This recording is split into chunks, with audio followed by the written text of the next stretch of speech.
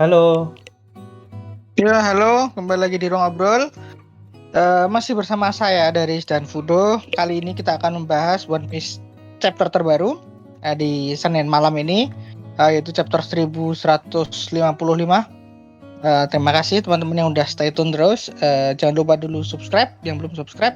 Yang udah subscribe, terima kasih banyak. Tanpa bantuan teman-teman, kita nggak akan bisa terus bertahan. Oke, langsung aja. Ini chapter yang menarik. Ya ini cuman kayak show off dikit lah. Yang jelas menekankan kalau dia bisa paling enggak ya Bushoku Haki tingkat tinggi. Tapi ya otomatis Hosoku Haki juga bisa sih kalau levelnya Rox.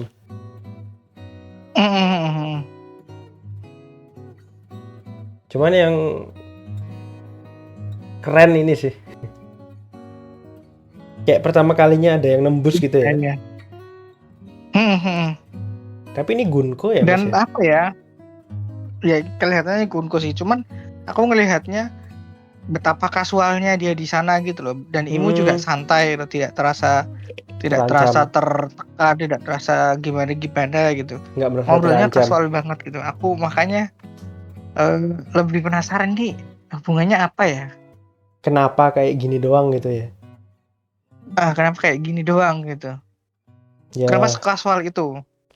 bisa jadi karena apa ya? Kayak ada sesuatu yang bikin Rox nggak bisa lebih jauh, jadi dia mundur. Tapi nggak tahu apa gitu. Enggak, aku lebih ke hubungan mereka sih. Oh, kayak santai, ngobrol santai gitu. Tidak terasa seperti villain. Ya. Bukan salah. Tidak terasa nuansa Musuh. permusuhan. Dan chill-nya si Imu ini juga menunjukkan bahwa dia bukan tidak terancam, tapi lebih ke slow. Ya. Nah, teori-teori yang aku sih tidak suka sama teori ini, tapi mungkin ada benarnya bahwa ini makin menegaskan kalau Imu tuh cewek. Mungkin wanita. Terus? Dan Rock basically menarik minatnya at some point. Ini kalau dari sudut pandang Rox, sudut pandang Imunya ya, aku ngerasa lebih ke Dan kalau aku gimana? ya, Imunya itu emang dia kasual sama siapapun gitu, soalnya semuanya dianggap beneath, di bawahnya dia. Kalau aku lihat Imunya seperti itu. Kalau Rox nih yang memang bikin penasaran. Aku akan lanjut teoriku tadi dengan Sorry. ini dengan sangat ekstrim ya ini. Ekstrim sekali.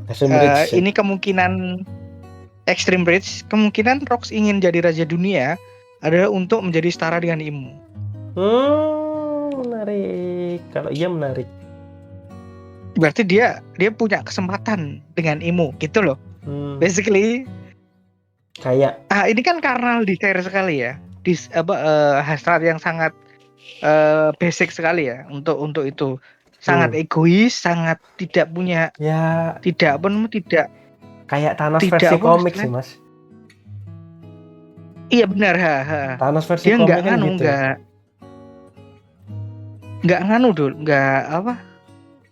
Nggak punya agenda aneh selain itu. Jadi ini kan desire-nya basic gitu ya. Sama seperti kalau kita ingat ke Luffy, desire-nya Luffy itu basic sekali pasti. Makanya bikin orang ketawa. Make sense. Kalau kamu ingat apa namanya krunya Rox itu pada ngakak kan sama ini orang gila. Tapi kuat. Iya, enggak, maksudku orang gila karena ambisinya. Yang dia inginkan tuh hal yang gila tapi tujuan akhirnya sangat simpel gitu loh. Pada kayak Luffy yang ada di ujung mimpinya Luffy setelah menjadi Raja Bajak Laut itu kan bukan Raja Bajak Lautnya, tapi Raja Bajak Laut itu means to the ends kan. Ya, buat Rox ya mungkin begitu. Bisa jadi sama menjadi ya. Raja Dunia itu adalah means to the ends gitu. Menarik. Karena aku merasa interaksi mereka di sini tuh sangat kasual. Dan even bahkan Imu aja, kalau kamu menurutmu itu semua orang tuh binit dia, menurutku tone ngobrolnya dengan Rox, walaupun aku tidak ngerti bahasa Jepang ya, aku ngerasanya bener-bener kasual, tidak merendahkan, tidak apa. Dia cuma bilang ya 5 orang, kamu nyandra 5 orang mah nggak ada efeknya buat aku gitu. Iya sih, make sense sih. Itu sih aku, tapi ini extreme rich ya. Jelas, soalnya apa ya, nggak ada bukti apa-apa ke sana, petunjuk apa-apa itu nggak ada ke sana. Iya, ini cuman beneran ngawang-ngawang doang sih. Cuman kalau ceritanya ke sana menarik, kan nggak tahu kan. Ya. Mungkin lanjut dulu. Ini tuh yang waktu dia declare, enggak, aku nggak suka bukan. Waktu dia declare itu loh, pengikut Davy Jones. Ya. Aku penasaran sih maksudnya apa, tapi nanti kita bahas di bagian Davy backfight-nya lah ya. Cuman yang banyak teori itu, dia kan di sini declare bakal balik, ya kan? Ada yang beranggapan kalau Kurohige itu simply pengen meneruskan ini, cuman aku nggak setuju. Soalnya kan kita berkali-kali di One Piece dikasih lihat kalau bapak anak itu selalu punya tujuan yang berbeda. Walaupun mirip, tapi tujuan goals umumnya itu berbeda. Jadi mungkin Kurohige juga pengen jadi raja dunia, tapi dengan bukan karena bapaknya gitu loh. Ngerti nggak maksudnya, Mas? Sebagaimana Luffy sama Dragon mungkin sama-sama pengen bebas, tapi dengan cara yang berbeda. Oh iya menarik. Lanjut, ketemu Harald. Ini aku lucu sih. Lucunya gimana, Mas? Enggak, maksudku ini kan mereka awalnya apa ya? Ini kan nunjukin di One Piece gitu kalau laki-laki itu ngobrolnya pakai tinju. Serang dulu pikir awalnya ini orang yang ngeframing aku ya Harold bilang gitu kan. Ini siapa gak jelas orang. Begitu mereka adu pukul, sama-sama ketawa dan kayak langsung temenan. Iya sih. Soalnya levelnya sama.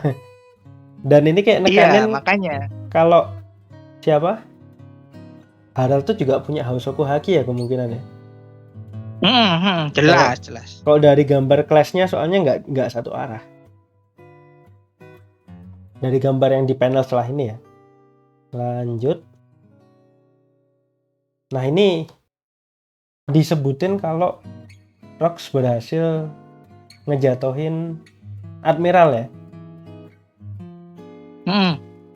Ngalahin Admiral tepatnya. Iya, ngalahin Admiral. Terus Davy backfight-nya sih ini yang jadi highlight ya. Highlight chapter ini. Itu kayak dia itu kayak ngumpulin kru sesuai teori yang diteorikan selama ini ya, Mas ya. Kebanyakan emang udah banyak yang berpendapat kalau karena saking chaoticnya grupnya Rox, ya ini berarti mereka yang ikut Rox bukan karena respect atau sejenisnya ya, karena Davy backfight ternyata bener. Iya, itu lucu banget sih. Ini aku udah pernah baca teorinya ya. Aku udah pernah baca teori yang ini dan kayaknya semua orang banyak yang setuju dengan teori ini, tapi ketika beneran diaplikasikan, beneran ke review tuh beneran bikin ngakak gitu. Anjay, beneran Davy backfight gitu. Cuman perlu ditekankan kalau Davy backfight-nya Luffy sama Rox ini jelas beda. Kayak sama-sama game ya. Sama-sama kompetisi. Tapi Luffy sama Foxy karena ini Luffy dan Foxy, terkesannya kocak. Tapi kalau dilihat dari gambar-gambar Rox ini, benar-benar dia itu menghalalkan segala cara, yang penting menang. Kayak ini paling atas nih, lomba balap kapal, tapi dia nembak saingannya. Ya kan basically yang dilakukan Foxy juga gitu kan. Iya, tapi kalau yang dilakukan Foxy kan terkesan kocak ya. Frame-nya itu loh dibikin lucu. Iya. Tapi ketika kita ngelihat levelnya Rox, iya. Tapi ketika ngelihat levelnya Rox tuh yang kebayang tuh ya serem sebenarnya. Cuman ya gara-gara framingnya yang kita lihat Luffy aja gitu loh. Ya sampai Shirohige kalah gitu loh. Sampai ngedapetin Shirohige levelnya Shirohige Shiki pakai Devi Backfat loh ya Allah. Tapi aku yakin Devi Backfat itu deep down dia tuh bukan bunuh-bunuhan. Iya. Permainan. Dan mereka tuh terikatnya sama respect antar pirates aja. Karena itulah seserem-serem apapun tujuannya bukan bunuh lawan tapi incapacitated, tapi untuk mengalahkan. Karena itu ini jadi lucu banget gitu, jadi lucu banget in a way. Karena aku kan baca ulang ya, aku langsung baca ulang chapter yang ini kan, chapter yang Devi Backfat dan emang sebagai bajak laut itu kan emang yang benar-benar bajak laut ya, basically. Maksudku sampai Sanji aja ngerti gitu, dia yang hidup di laut. Ini bukan cuma bajak laut, menurutku yang hidup di laut ngerti Devi Backfat itu apa dan aturannya itu mengikat. Nah itu yang bikin dan ini berhubungan erat dengan Davy Jones, Devi Backfat gitu.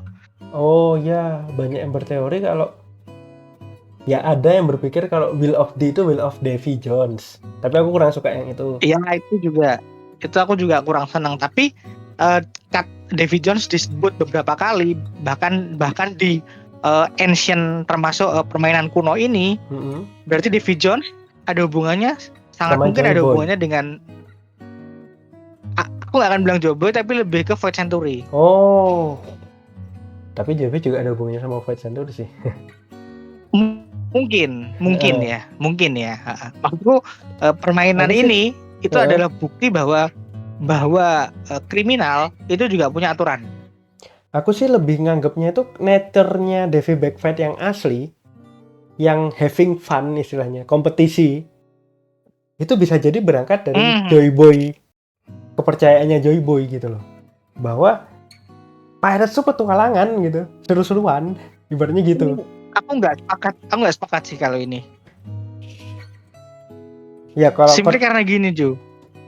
Karena aku merasa Davy Jones dan Joy Boy ada di sisi yang berbeda. Tidak mesti harus berlawanan, tidak mesti harus musuh. Karena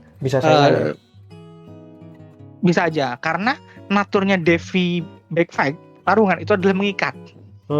Kan ada rules-nya, code of honor ya. Dan naturnya Joy Boy mungkin adalah kebebasan. Itu dua hal yang bertentangan masalahnya.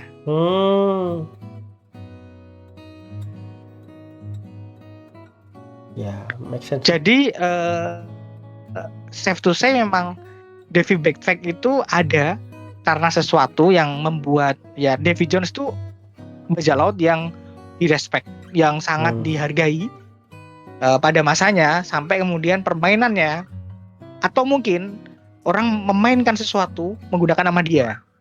Bisa jadi yang nge-invent bukan Davy. Davy Jones. Bisa jadi kan? Bisa jadi. Tapi sedikit banyak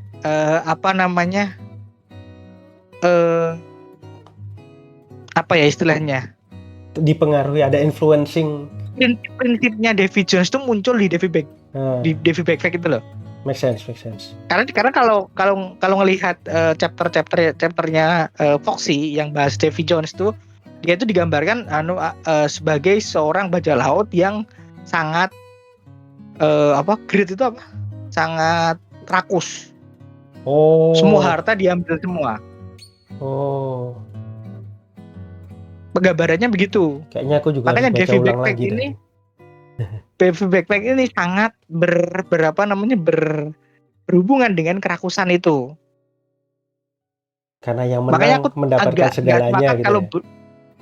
Bener, aku nggak sepakat kalau dia berada di sisi yang sama dengan Joy Boy. Make sense ketika kalau penggambarannya Davy Jones seperti itu, make sense ketika Rox yang dia pengen mendapatkan segalanya memuja Davy Jones. Karena prinsipnya sama. Jangan-jangan gini Mas, ini baru kepikiran ya. Sebagaimana Luffy dan Kurohige, Rox dan Roger, Joy Boy itu rivalnya Davy Jones. Bisa jadi, masuk akal. Soalnya dari prinsipnya ya, kalau mendengar teorinya soal prinsip yang ingin mendapatkan Iya, masuk akal segalanya. sih, masuk akal. Lebih masuk Bener, akal masuk kalau akal. Joy Boy dan Davy Jones itu bukan apa ya, mereka tidak saling antagonis tapi sama-sama bajak laut yang punya prinsip yang berbeda. Iya. Mungkin kalau Mas Daris ingat kalau Mas Daris baca one shot, ada 2 tipe bajak laut di one shotnya One Piece dulu sebelum ada Romance Down ya. Nah, ada 2 tipe bajak laut, satunya tipe adventuring yang lebih suka petualangan, satunya tipe yang plundering. Nah, ini prinsipnya di 2 one shot pertama, dan aku merasa mungkin ada hubungannya. Jadi Benar. satunya Joy Boy, satunya Davy Jones gitu.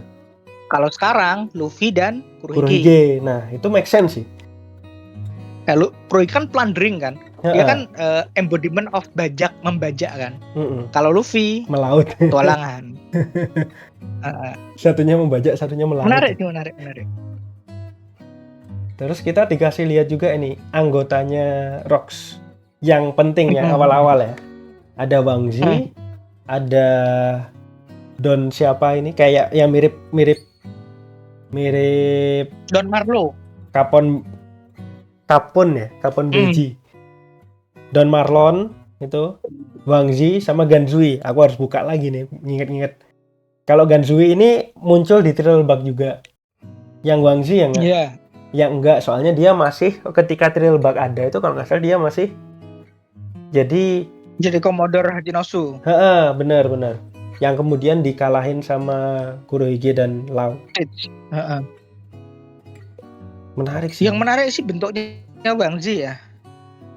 Mirip Karibo. Makanya aku merasa Karibo mungkin perannya lebih gede dari yang kita bayangkan. Cuman kan sebagaimana ayah anak di One Piece itu kalau udah pirates nggak pernah nyambung. Lucu juga kalau yang ngalahin Wang Zi itu ternyata anaknya Wang Zi itu mengagumi orang yang ngalahin bapaknya.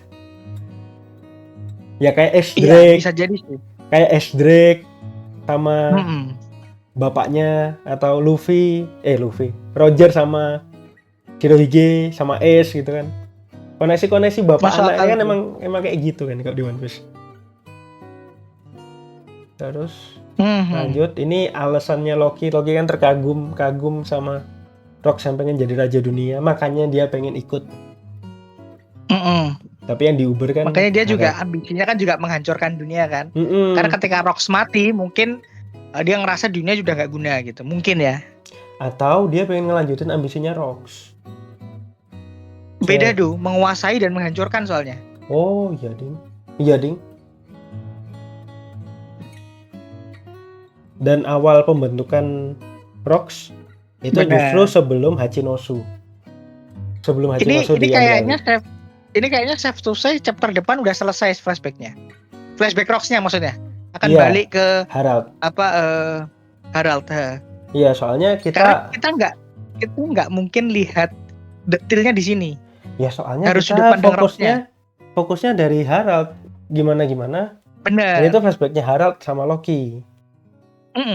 Jadi mungkin chapter depan kita mulai masuk ke kenapa Harald di framing. Kebalik, kenapa Loki di framing? Itu sih nanti yang aku tunggu.